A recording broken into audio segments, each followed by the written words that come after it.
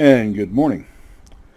We are introducing the XF-90, and this is an aircraft I've had for a while. Until recently, I have not had a um, flight good enough in this to show you. And so I've held off. A lot of it is this aircraft is fast. It's so fast, it's not funny. And there's only a few planes that can really catch this thing. Supermarine Swift would be one that comes to mind. How fast is it? Equipped correctly, unbelievably. But it comes with some problems with that too.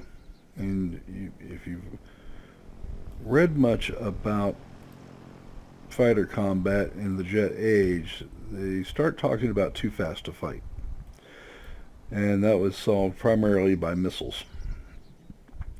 So we can talk about guns all we want, but in the modern age of fighters, it's really all missiles.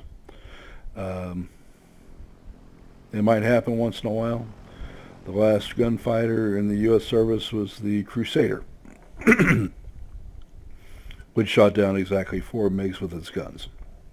Now, that's more than most, but it gives you a very good idea of how missiles are deployed in the modern age. All right. So this aircraft arose from a design proposal, and the way that the U.S. Air Force works is it comes up and it says, hey, look, we have a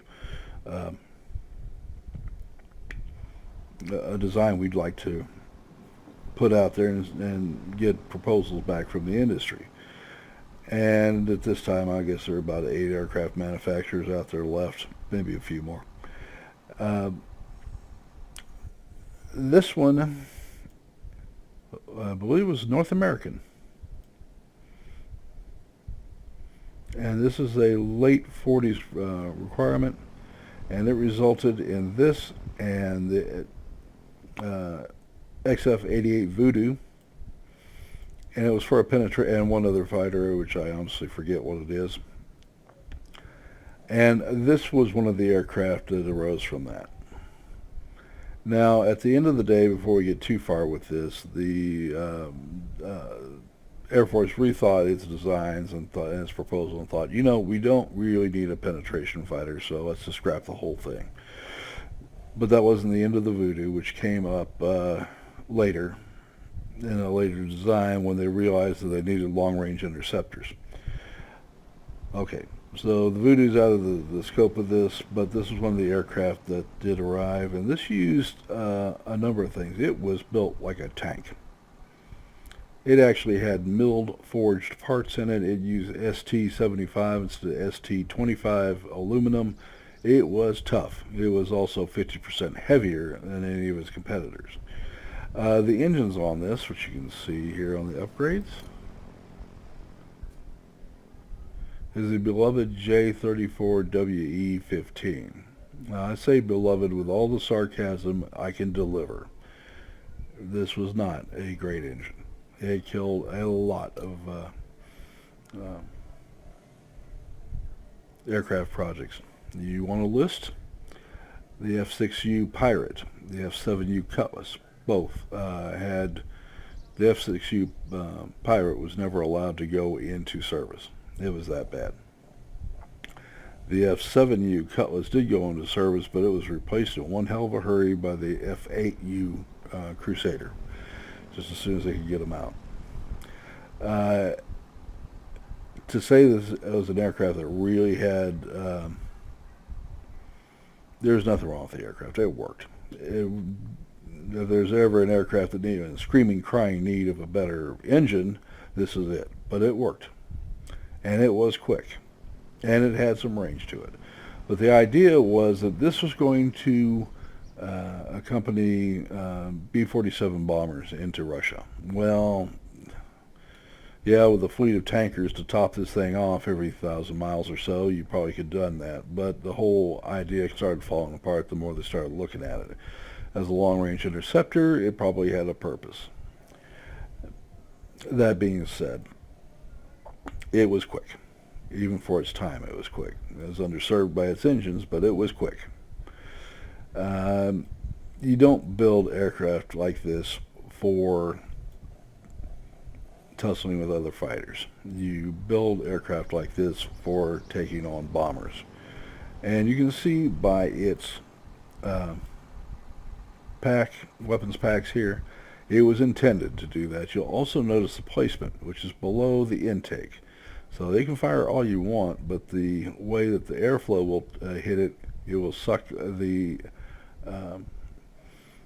exhaust from the guns underneath the aircraft instead of being ingested into the aircraft. So you remember when we were talking about the IL-40, and now that had to be redesigned to that double-barrel shotgun configuration because of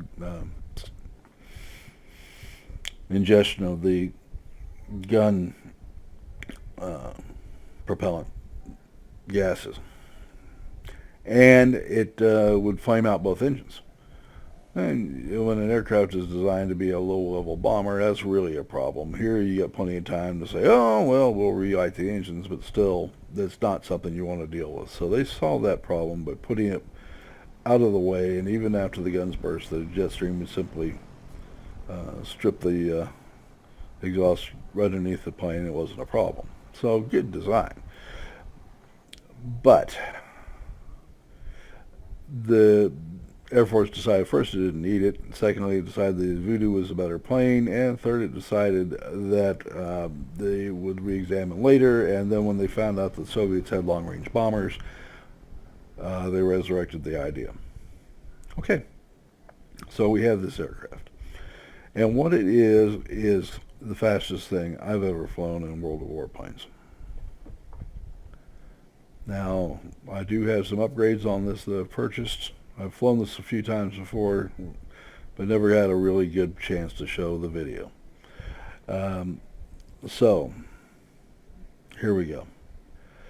I've got an upgraded engine, and I've got some, as you can tell, I've enhanced once. We've got the guns, we've enhanced that once, and we have the optimized sight, we have that. Now, this is a Tier 10 aircraft, so when you start talking about upgrades, this is what you get in upgrades. All right, it comes equipped with all that. You can get yourself 2 500-pound bombs. And I've actually flown it a couple of times with it and came to the conclusion that if you're low on the ground with this thing, man, are you an idiot. I'm sorry.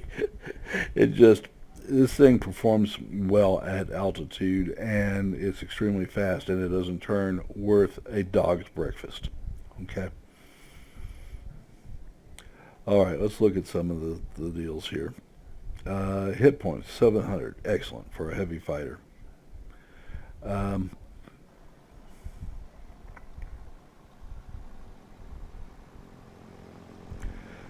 The damage on this is 1,080. So if anything wants to linger in your gun sights for very long, it's going to go away.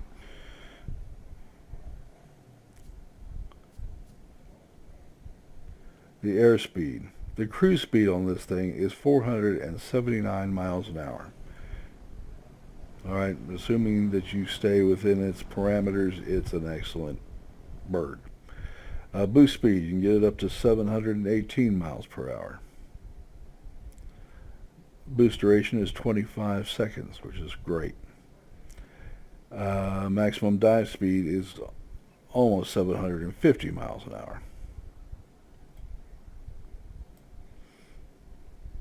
Maneuverability is where this thing takes a major hit.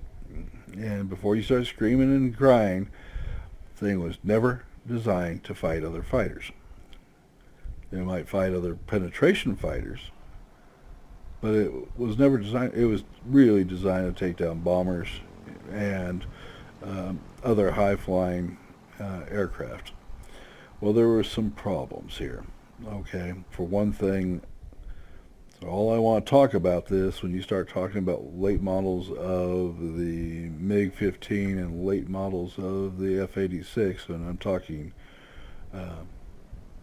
F and G, they were as quick as this thing was. Now, I don't want to upset people, but it does. The first, they ran a land speed record of 671 miles an hour off of F-86A. Now, let me qualify that. That F-86A would have had just enough gas to make the trial, get it to and from the trial airspace, and to land, and then a 10% reserve. That's all the gas it would carry. And it would not carry a weapon one. People would spend a great deal of time polishing the aircraft and doing all sorts of things that have nothing to do with a combat aircraft. But by 1953, the F-86F, the F-86H could start pushing 680 miles an hour very easily. The Canada Air version, which is reputed to be the fastest, was going just over 700 miles an hour, and the Australian CAC with the Sapphire engine was pushing it right within a couple of miles an hour of it. So they had some tremendous aircraft. Which kind of, they didn't have the range of this, but it kind of took away a lot of its glory. So that's why the aircraft just kind of went the way of the dodo bird. All right, so when you start talking about this altitude performance, folks, it's almost a 10,000 foot in optimal territory. And the service ceiling is 16,404 feet. All right. That doesn't make you invincible. There are aircraft out there that can catch you, as you'll see in the upcoming fight. But it is an interesting aircraft. It's fun to fly, and it will give you some frustration as you get used to it. Let's take it to battle.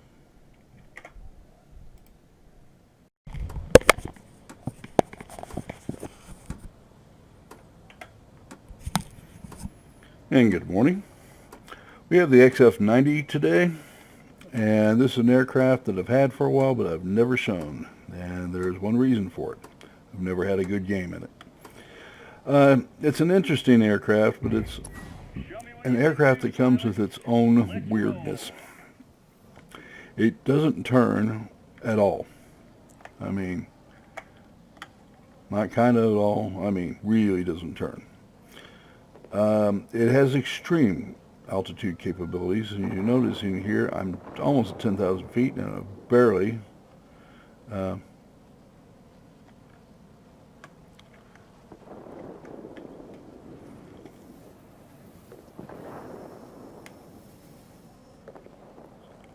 it's just not an aircraft that you get more than one pass at. And then you come back up.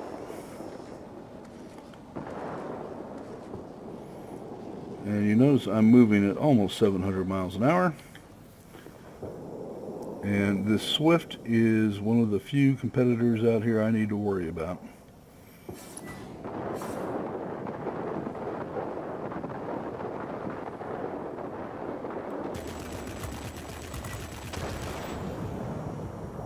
Now, if I can just get him to keep chasing that other aircraft.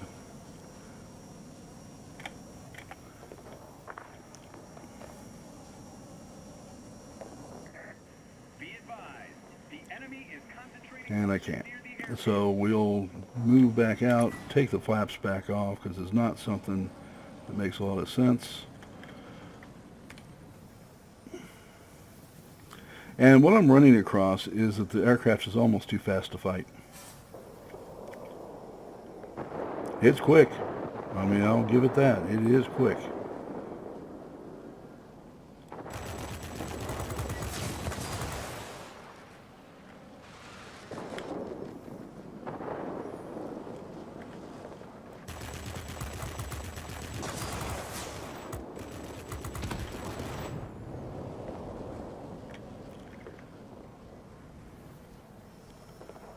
But it's an aircraft you never want to get into low level with.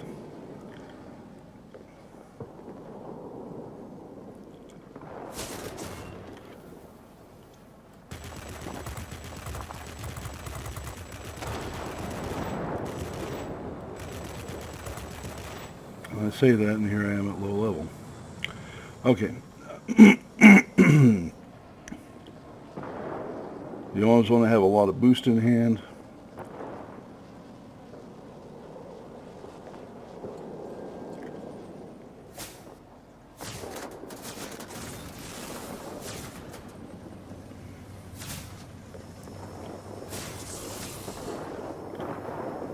And MiG-15 is on my tail.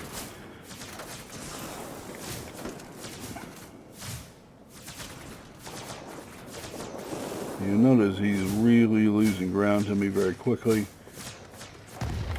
but not quickly enough.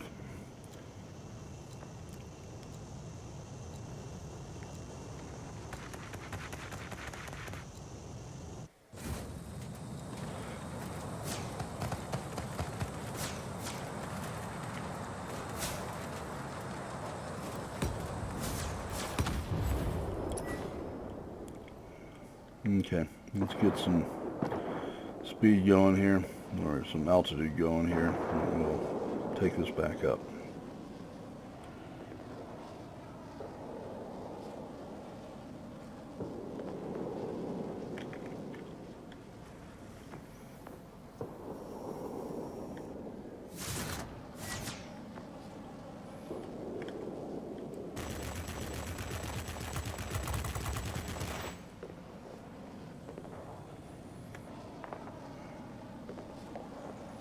Alright, we're moving over 700 miles an hour. It's pretty fair guess nothing's coming after me. If they are, they're idiots.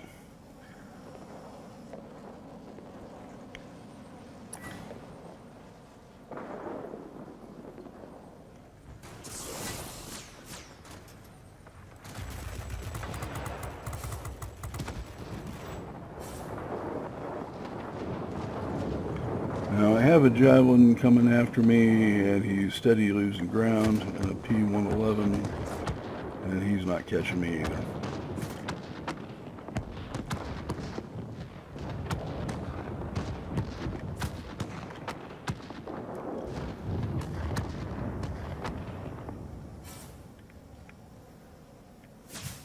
Okay, anytime you want, I love it when they line you up for another to be shot at.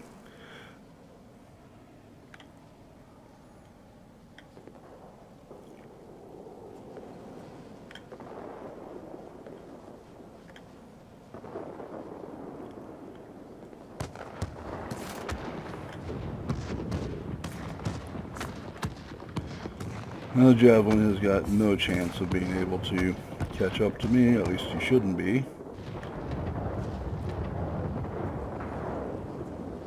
And I don't want to be redirected into somebody's fire again.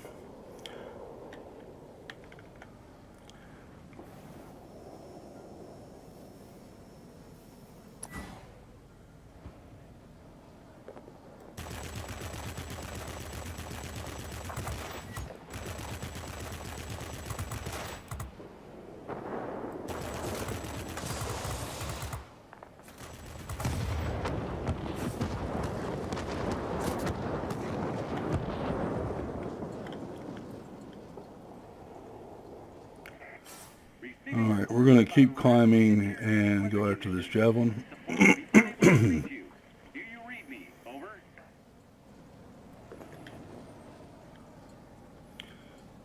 We're getting some boost.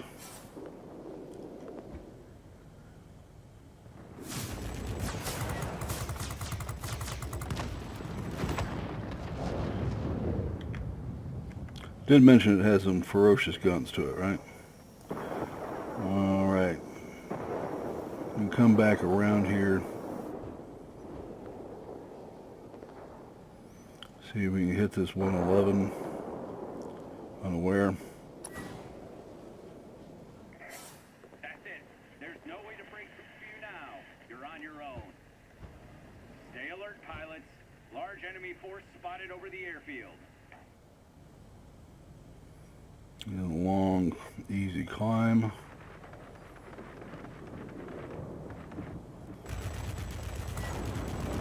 And that's the end of that. Okay. We have another javelin here. Step it up. We're losing the battle.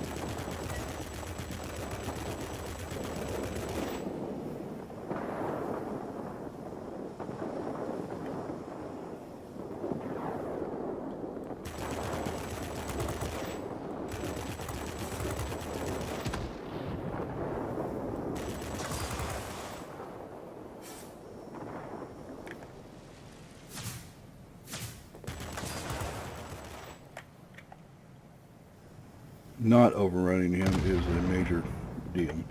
Okay, so we got that done. Let's see where our next target's at. And everything about this aircraft is long stock.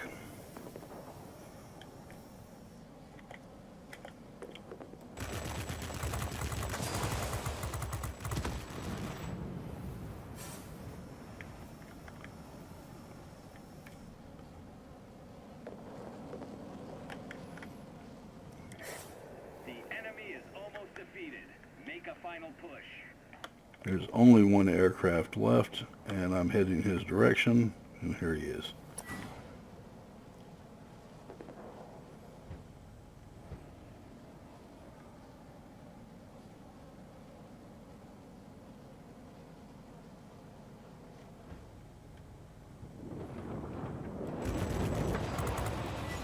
And that was the last aircraft. Great job today. We'll be waiting for you back home. I cannot tell you how happy I am to be able to present this to you. This is a difficult aircraft to master because of its lack of maneuverability.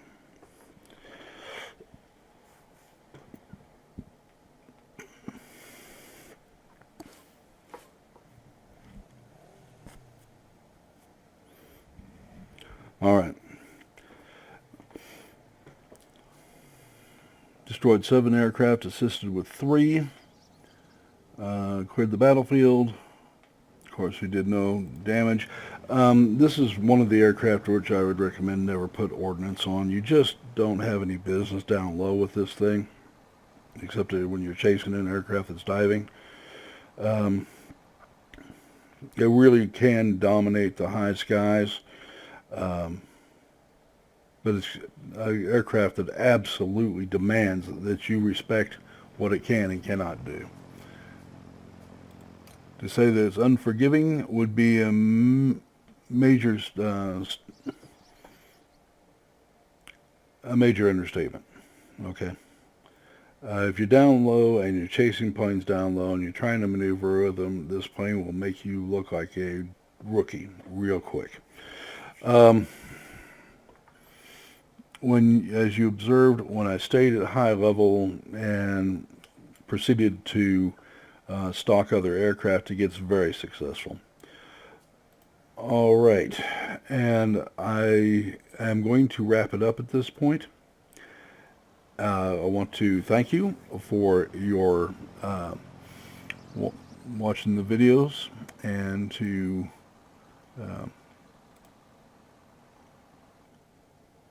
ask you to like the video and to subscribe. I'm going to take just a minute here and show you the airspeed. The cruise speed on this is 479. And maximum dive speed is 745. Now I've covered that in the front section again, but just want to reiterate it. And this is the killer. So when you get to make this a specialist, I'm going to suggest something kind of radical. Go to your airframe here and make this a lightweight airframe and get all the as much of this back as you can. It could do nothing but help it. Okay, you can get the lightweight engine down here as well, and you can turn this, because of the size of the numbers you're dealing with, 5% and 7% and 10% are going to add up very quickly, and you'll get a more maneuverable aircraft. You're still not going to match up well with other people, but you'll come closer, and that probably would be a major help. If anybody else has any suggestions on this, I'd much appreciate it. All right, folks, we'll see you tomorrow.